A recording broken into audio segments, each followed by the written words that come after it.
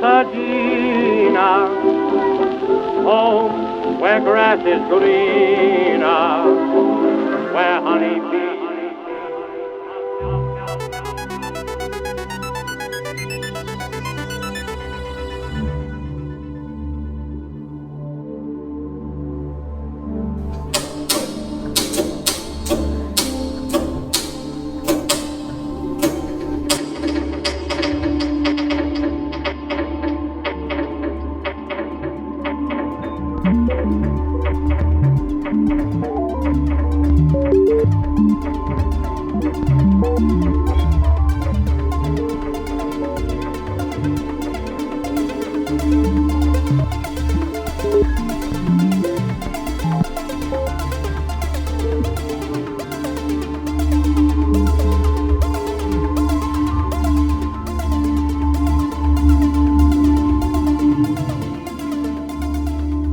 And after all, it's just the emotion that matters.